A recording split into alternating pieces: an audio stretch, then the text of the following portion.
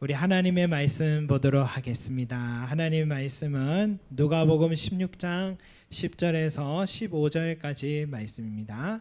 누가복음 16장 10절에서 15절 말씀입니다.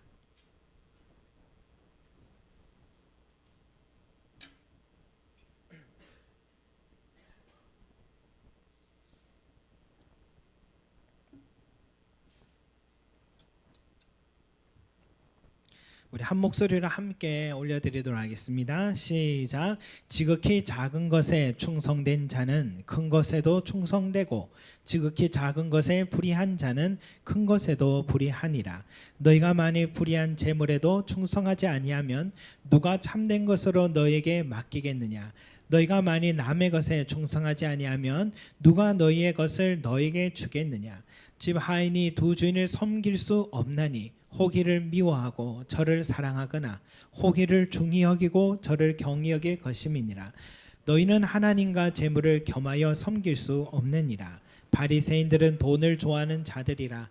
이 모든 것을 듣고 비웃거늘 예수께서 이르시되 너희는 사람 앞에서 스스로 옳다 하는 자들이나 너희 마음을 하나님께서 아시나니 사람 중에 높임을 받는 그것은 하나님 앞에 미움을 받는 것이니라. 아멘. 우리가 지난 주일에 작은 것에 충성된 자가 되자라는 말씀으로 함께 나눴죠.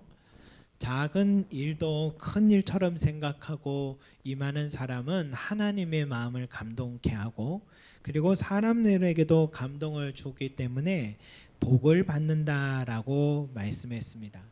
여러분, 세상에서는 그 사람의 직위와 또 소유한 게 얼마느냐 따라서 그 사람을 판단하지만은 그러나 성경에서는 어린아이도 주님께 나오는 것을 금하지 말라라고 말씀하시고 소자에게는 물 한 그릇 대접하는 것도 주님께서 잊지 않으신다 약속을 그렇게 하셨죠.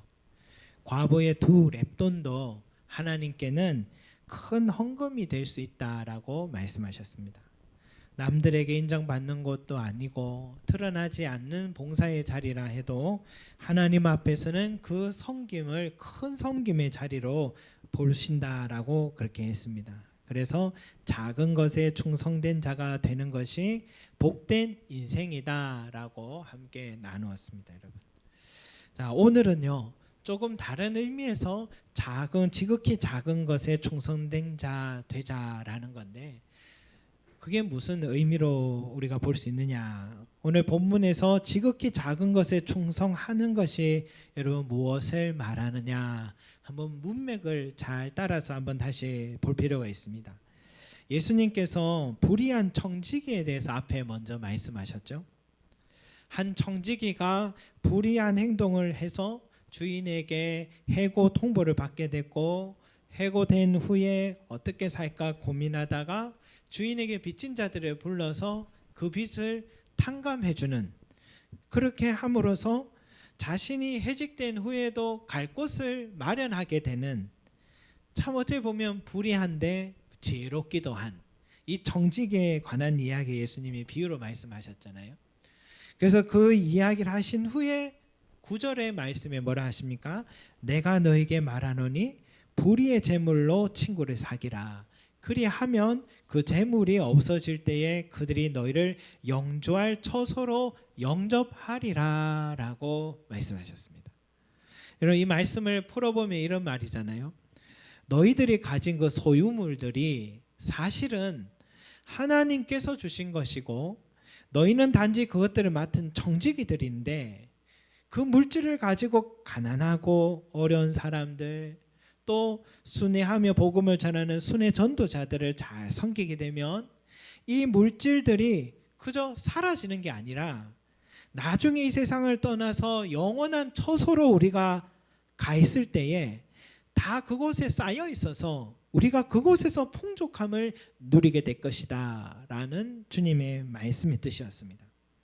지극히 작은 것에 충성한다라는 게 바로 이거예요. 작은 것이란 뭐냐? 이 세상의 불의의 재물을 말하는 것입니다. 그걸 가지고 하나님 기뻐하시는 것에 사용하는 것, 그것이 작은 것에 충성된 삶을 말하는 것입니다. 이걸 할 수 있는 사람이 되어야지 더 큰 것, 더 영원한 것들에 충성할 수 있다라는 것이죠. 돈에 대해서 내가 자유하지 못한데 어떻게 더 보이지 않는 세계를 우리가 자유할 수 있겠습니까? 그 말이죠, 여러분. 그런데 이 돈이라는 게 얼마나 유혹이 강한지 모릅니다. 지극히 작은 것에 충성한다는 게 얼마나 사실 어려운 일인지 모릅니다. 제가 군 생활할 때 병장 월급이 13,300원이었습니다. PX에 가서 간식 한번 사 먹어버리면 월급이 다 쓰여지는 그런 금액이죠. 이등병은 9,600원. 그래도 차이가 좀 있죠. 그 당시에 제가 인사행정병이어서 금액이 지금도 다 기억합니다.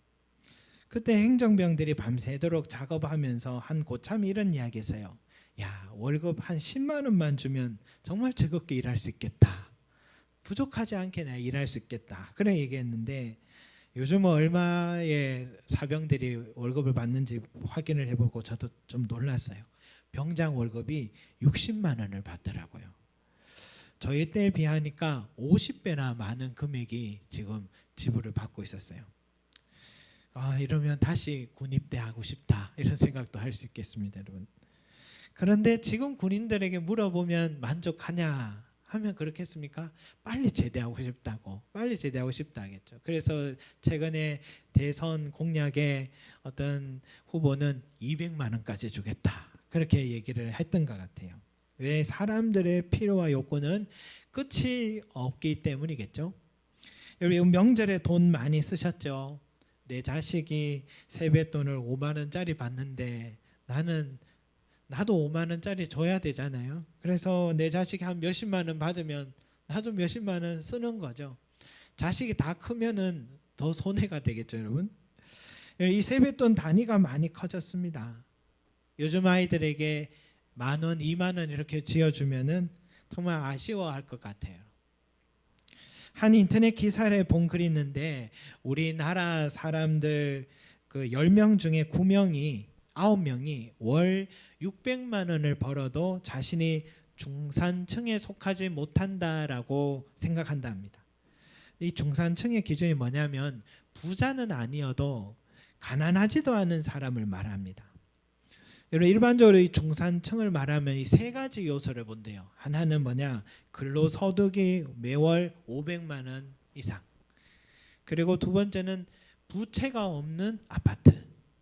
세 번째는 중형차 이상의 자동차. 이 세 가지를 요건을 갖춰야지 중산층이래요. 그러나 여러분 월 500만 원 번다는 것이 우리가 사회생활을 해보면 얼마나 어려운지 알죠.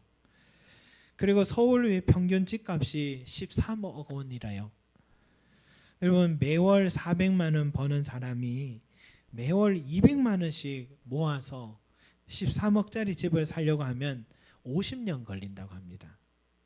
그러니 이런 중상층의 기준에 내가 들어간다고 말할 수 있는 사람이 얼마나 되겠습니까? 우리나라 사람들 상당수가 나는 빈곤한 사람이다라고 생각한다는 거죠, 여러분. 그것은 너무 높은 중산층의 기준 때문인 겁니다.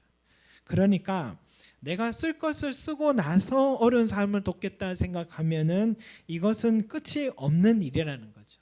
오래전에 우리 교회 바자회를 초창기부터 바자회를 하게 됐는데 매년마다 바자회를 하니까 우리 교회에서 바자회를 하니까 주위에서 아직 교회도 어려운데 어떻게 바자회를 한다고 이웃들 돕느냐고 그런 말을 여러 번 들었어요. 맞는 말이에요. 그래도 내 건물 하나 있고 우리 교회가 그 다음에 이렇게 섬긴다 모양새가 나는데 아직 걸음마 단계에 있는 작은 교회가 이웃을 돕는다 하면 이상하게 보인 거죠. 근데 우리 교회가 어느 정도 안정 갖추고 나서 이웃을 도우려고 했다면은 지금까지 한 번도 나눔 활동을 할 수가 없었겠죠, 여러분. 개인도 마찬가지입니다. 내가 기본적인 생활을 할 수 있은 후에 가난한 자를 돕고 구제하고 선교 지원을 해야겠다 생각하면 이 내 기본적인 생활의 기준이 애매모호한 거예요. 어느 정도가 기본적인 생활인지 그것은 시대마다 개인마다 상대적인 문제여서 정말 애매모호한 것입니다. 그래서 유대인들은 명확하게 구분했습니다. 유대인들의 탈무드에는 이렇게 기록되어 있어요. 구제는 항상 내가 쓸 것을 제외한 것으로 구제하라고 가르친다고 합니다. 그런 돈 관리에 철저한 유대인들이다 보니까 지금도 저렇게 세계 경제권을 잡고 있는 것 같아요. 그러나 예수님의 가르침은 다른 것 같습니다. 그들의 생각은 다른 것 같습니다. 물질은 쌓아도 쌓아도 그 욕심이라는 게 끝이 없는 것이라 어느 정도 쌓고 나서 내가 구제하겠다는 것은 어려운 일이라는 것입니다. 대신 우리에게 필요한 건 뭐냐? 정직이 정신이 필요하다는 거예요. 내가 가진 물질, 내가 가진 재능은 내 것이 아니고 하나님께서 내게 맡겨주신 것이다 라고 생각하는 그 마음, 이 물질은 하나님의 선한 일에 사용하라고 구제하라고 하나님께서 내게 특별히 맡겨주신 것이다 라는 것을 깨닫고 그 뜻에 맞게끔 사용하는 것이 예수님의 정신이요 성경의 정신이라고 말씀하고 계신 것입니다. 여러분, 성경에 정직히 정신 가진 사람이 누가 있습니까? 바로 다윗입니다. 그의 일평생 소원은 자기의 손으로 하나님의 성전을 꼭 지어보는 것입니다. 그런데 하나님은 너무 많은 피를 흘렸다고 다윗의 손으로는 성전을 짓지 못하게 했습니다. 그러나 다윗은 그 성전 짓는 일을 멈추지 않았어요. 하나님의 지혜를 받아서 다윗이 성전의 설계도를 직접 그렸습니다. 직접 다 그렸습니다. 그리고 일꾼들을 준비하기 시작하고 레위인과 제사장들을 준비하고 또 전문 기술자들을 준비시키고 지휘관들과 백성들도 준비해 뒀습니다. 그리고 성전 안에 들어갈 모든 보석들과 재료들을 준비했습니다. 그 외에도 이 성전을 너무 사모해서 자기가 가지고 있는 모든 금과 은을 하나님의 성전을 위해 다 바쳤습니다. 금이 다윗이 개인적으로 드린 금이 얼마냐? 3,000달란트랍니다. 은은 7,000달란트랍니다. 여러분, 이 금액이 얼마인지 몰라서 찾아보니까 한 달란트가 금이 68kg이랍니다. 68kg 한 달란트가. 여러분, 68kg이면 1kg이 현재 시세로 780만 원이랍니다. 그러면은 한 달란트는 5억 3천만 원이래요.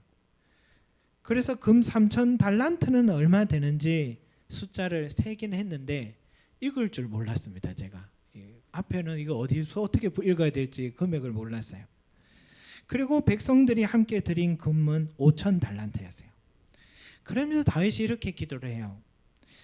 나와 내 백성이 무엇이기에 이처럼 즐거운 마음으로 드릴 힘이 있었나이까? 모든 것이 주께로 말미암았사오니 우리가 주의 손으로 받은 것으로 주께 드렸을 뿐이니이다. 역대상 29장 14절에 이렇게 말씀이 되어 있어요. 여러분, 이 어마어마한 자산을 드리면 그러면서 다윗이 하는 말이 이 모든 것이 주님께로부터 왔고 주의 손으로 받은 것으로 주님께 드릴 뿐입니다 라고 했습니다. 이게 정직의 정신인 것이죠. 이게 얼마나 어려운 일인지 모릅니다. 우리는 그렇게 생각할 수 있어요. 다윗은 그래도 왕이니까 다 가졌으니까 그래 그렇게 드려도 또 가질 수 있지 않겠어, 그렇게 생각하죠. 그런 역사 속에서도 또 지금까지도 보면 알지만 가진 사람들 보세요. 가져도 끝이 없는 게 이 소유욕 아니겠습니까? 더 가지면 가질수록 내려놓기 싫은 게, 어려운 게 이 물질입니다. 그런데 다윗은요, 그 물질을 과감하게 내려놓을 수 있었던 거죠. 그것은 내 것이 아니라 하나님의 손으로 받은 것이니까 다시 돌려드릴 뿐이다라고 생각하기 때문입니다. 여러분, 인간이 이 세상에 살면서 가장 힘든 결정을 다윗이 지금 하고 있는 것입니다. 왜? 그의 마음속에는 정직이 정신이 있었기 때문입니다. 또 하나는요, 역대상 29장 15절에 이런 표현을 다윗이 또 했어요. 우리는 우리 조상들과 같이 주님 앞에서 이방 나그네와 거류민들이라 세상에 있는 날이 그림자 같아서 희망이 없나이다 라고 말했습니다. 다윗의 이러한 결정을 할 수 있었던 것은요, 아마 그는 이제 살 날이 얼마 남지 않은 때였던 것 같아요. 자신은 이 세상을 떠나고 그 자신이 가진 물질은 다 내려놓아야 한다는 이 불변의 진리를 다윗이 깨달아지고 있는 것 같아요. 이 세상의 살 날은 그림자같이 허무하고 빠르게 지난다는 것을 깨달은 것입니다. 이 우리 인생은 세상에 잠시 소풍을 온 나그네들이다 라고 생각했던 것입니다. 그러면서 내 모든 소유들을 내려놓을 수 있었던 것 같아요. 최근에 명절 고향에서 올라오는데 평택이 보였어요. 옆에요. 오다 보니까 어마어마한 공장이 지어지고 있는데 그게 삼성 반도체 공장이래요.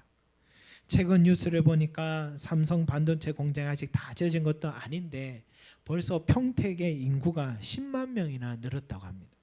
엄청난 영향력을 미치고 있습니다. 세계적인 기업이 되었어요. 한국의 자랑입니다. 올라오는 길 그 깊은 밤에도 공장은 불을 밝히며 지어지고 있었습니다. 근데 그 공장을 짓기로 결심한 사람은 지금의 회장은 아닌 것 같아요. 아마 이건희 회장 때 아니었겠습니까? 그러나 그는 그 화려한 현장을 볼 수가 없는 사람이 됐어요. 그 사람도 나그네와 같은 그림자와 같은 인생이라는 그 진리 앞에서 벗어날 수 없었기 때문이겠죠. 알렉산더 대왕은요, 세계 3대 대륙을 다 정복한 유일한 역사적 왕이죠. 그래서 대왕이라고 부른 것 같아요. 서양의 그리스 문화, 동양의 오리엔탈 문화를 융합한 헬레니즘 문화를 새로 개척한 사람이기도 합니다.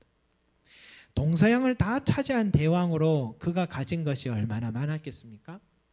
그런데 그렇게 많은 전투에서 승리했지만 그는 마지막에는 말라리아 병에 걸려서 결국은 생명을 잃고 맙니다. 그는 자신이 죽을 것을 알고 이제 신하들 이런 유언을 남겼어요. 내가 죽거든 묻을 때 손을 밖에 내놓아 보이도록 하여라 하니까 신하들이 무슨 뜻인지 어리둥절했어요. 그러니까 알렉산더 대왕이 이렇게 말합니다. 세상 사람들에게 천하를 쥐었던 이 알렉산더도 떠날 때는 빈손으로 간다는 것을 보여주고자 합니다 라고 말했습니다. 여러분, 이게 인생입니다. 빈손으로 왔다가 빈손으로 간다는 것은 온 세상이 알고 있는 진리입니다. 그러나 역사의 많은 위인들의 명언을 들어 머리로는 알아도 또다시 내가 인생을 살아갈 때는 망각해버리고 많은 것이 이 물질에 대한 생각이 아닌가 생각이 듭니다. 그래서 예수님은 오늘 우리에게 다시 한번 작은 것에 충성된 자가 되어라. 작은 것에, 지극히 작은 것에 충성된 자가 되어라. 작은 것에 충성되지 못하고서야 어떻게 저 하늘나라의 일을 생각하며 큰 것에 충성할 수 있겠느냐. 작은 것에 충성된 자가 되어야만 큰 것에도 충성할 수 있느니라 라고 강조해서 우리에게 다시 한번 말씀하고 계신 것입니다. 그러면 우리는 지극히 작은 것에 충성된 자가 되기 위해서 몸부림을 치며 해내야겠죠. 그렇다면 어떻게 우리가 이 작은 것에 충성된 삶을 살 수 있느냐? 신들러 리스트라는 유명한 영화가 기억이 나요. 오스카 신들러라는 이 독일인 사업가가 2차 대전 중에 큰 돈을 벌고 싶어서 독일군이 점령한 이 폴란드로 오게 됩니다. 폴란드에는 많은 유대인들이 있었어요. 독일 나치 군인들이 그 유대인들을 강제 노역시키거나 아우슈비츠로 이송하였습니다. 신들러는요, 수완 좋은 사업가여서 독일 장교들에게 뇌물을 많이 주고 그 유대인들을 자기 공장에 데려와서 무임금으로 노동을 시키고 그래서 어마어마한 돈을 벌기 시작합니다. 그는 돈을 정말 버는 일이라면 수단과 방법을 가리지 않는 이기적인 사업가였습니다. 그러던 어느 날요, 유대인들을 이유 없이 학살하는 독일 군인들의 모습을 보고서 이 신들레의 마음이 흔들리기 시작했습니다. 자기도 나치단에 간입된 독일인이지만 어떻게 한 생명을 저렇게 무참하게 살해를 할 수 있나 생각하고 마침 이제 패전될 것을 알고 독일 군인들이 유대인들을 기차에 실어서 아우슈비츠로 보내어 학살을 하기 시작했는데 그때 신들러는 자신의 공장에서 일하는 이 유대인들만이라도 살려야겠다 생각하고 독일 장교들에게 뇌물을 주기 시작합니다. 전에는 이 자기가 벌었던 돈을 가지고 자기를 위해서 쌓았는데 그래서 뇌물을 줬는데 독일은 이제는 어떻게든 한 생명을 살리기 위해서 이 뇌물을 쓰기 시작하는 것입니다. 그렇게 유대인들의 명단을 받은 것이 신들러 리스트였습니다. 그 리스트에 있는 유대인들을 자기의 고향으로 데려가기 위해서 독일 장교들에게 뇌물을 줬고, 또 그들을 7개월 동안 안전한 곳에 지내고 그들의 생필품을 공급하기 위해서 이 신들러는 자기 전 재산을 다 쓰게 됩니다. 그 영화의 마지막 장면은 뭉클합니다. 살아남은 1100명의 유대인들이 이 신들러에게 모두 모여 감사의 마음을 표현하면서 어느 사람의 금리발을 뽑아 그걸로 반지를 만들어 가지고 그것으로 그 반지를 신들에게 전달합니다. 그 금반지에는 이런 글귀가 적혀 있었습니다. 한 생명을 구하는 자는 세상을 구하는 것이다. 그 금반지의 그 글귀를 보면서 신들러는 먹먹해지며 둘러싸인 유대인들을 돌보면서 이렇게 말합니다. 더 살릴 수 있었을지 몰라. 그래서 그 유대인 회계사 이를 말해요. 아닙니다. 사장님은 유대인 1100명을 살렸습니다. 이들을 보세요. 아니야. 돈을 좀 더 벌었더라면, 난 너무 많은 돈을 버렸어. 자네는 상상도 못할 거야. 아닙니다. 사장님은 그 이상을 하셨습니다. 신들러는 자기 차를 보면서 이 차를 팔았으면 10명은 더 구했을 텐데, 가슴에 배지를 꺼내면서 이건 금인데 이것으로 2명은 더 구했을 텐데 내가 안 한 거야. 내가 안 구한 거야 하면서 흐느껴 울고 있을 때에 주변의 유대인들이 그를 끌어안으면서 고마운 마음을 전하고 있었습니다. 실제로 그 생존한 1100명이요. 이 영화가 개봉한 그 당시에도 상당수 생존해 있었고, 그들로 인해서 많은 유대인들이 후손들을 이어갈 수 있게 되었습니다. 여러분, 실제 그런 일이 있었던 거예요. 신들러는 자신이 가지고 있던 그 불의한 재물을 가지고 한 생명 한 생명을 살리면 세상을 살렸어요. 불의한 재물을 가지고 친구를 사귀라고 했던 예수님의 말씀에 합한 인생을 그도 살았던 기독교인입니다. 그는 자신이 가진 모든 것으로 고귀한 생명을 살리는 일에 다 쏟았던 것이죠. 최근에 우리 조용준 집사님이 김포에 로고스 수학학원 2호점을 열게 됐는데, 이제 한참 학생들을 모집하고 세워가야 하는 때잖아요. 그런데 한 분이 전화가 왔어요. 이렇게 말했답니다. 그곳이 일산에서 목회자 자녀들에게 할인을 해준다는 그 로고스 학원 맞습니까? 김포에 학원을 새로 낸 것을 어떻게 알았던 것 같아요. 그리고 하는 말이, 저희 아이가 3명인데 할인을 해줄 수 있을까요? 그러니까 조현진 집사님이 네 맞습니다. 금액은 주실 수 있는 만큼만 주십시오 라고 했답니다. 그래서 그 세 자녀와 목사님 사모님이 직접 오셨대요. 그 목사님은 김포에 있는 한 교회 부목사님이신데 직접 오셔서 그 학원을 위해서 축복기도 해주시고 이렇게 말씀했대요. 감사합니다. 제가 다른 것은 못해도 이 학원을 위해 기도는 많이 하겠습니다. 그리고 우리 교회 성도들의 이 학원을 많이 소개하겠습니다. 그렇게 얘기했대요. 이미 자리 잡은 학원임은 모르겠지만 이제 시작하는데 3명의 자녀들이 와서 할인을 요구하면 경영하는 입장에서는 쉬운 일이 아닙니다. 그런데 이미 목회자 자녀들에게 특별 혜택을 준다고 일산에서도 김포에서도 소문이 나 있었던 것이죠. 인천에서도 그 소문이 나 있었지만 너무 멀어서 할 수가 없었습니다. 그런데 여러분, 이런 소문 얼마나 아름다운 소문입니까? 이게 예수님께서 말씀하신 작은 것에 충성된 자의 삶이다라고 볼 수 있겠습니다. 사랑하는 성도 여러분, 가장 어려운 일은요, 작은 것에 충성된 자가 되는 것 같아요. 작은 것은 이 세상의 물질을 말합니다. 그 물질을 하나님이 기뻐하시는 일 위해 드릴 줄 아는 게 충성하는 것입니다. 그러나 쌓아도 끝이 없는 게 물질에 대한 욕심이죠. 어느 정도 내 쓸 것을 쓰고 나서 남은 것으로 구제하기로 하지만 내가 쓰고 싶은 것은, 내가 하고 싶은 것이 너무 많아서 언제부터 구제하는 생활을 해야 할지 우리는 알지 못합니다. 이런 생각으로 살게 되면 우리는 일평생 하나님이 주신 물질과 재능을 가지고 나만을 위해 쌓고 나만을 위해 쓰고 영원한 처소에 가서는 빈곤한 영혼으로 살아갈 것입니다. 여러분, 다윗과 같이 주님의 손에 받은 것을 드릴 뿐입니다 라고 고백할 줄 아는 정직의 정신을 가진 복된 인생이 되는 저와 여러분이 되시기 바랍니다. 그리고 인생은 나그네일 뿐이고 그림자일 뿐이라는 이 사실을 잊지 않아서 영원한 처소에서 풍요로운 삶을 누릴 수 있도록 지금부터라도 오늘 주님께서 우리에게 강조하며 하신 이 말씀을 우리의 마음에 새겨서 작은 것에 충성된 자가 되시는 저와 여러분들이 되시기를 간절히 소망합니다.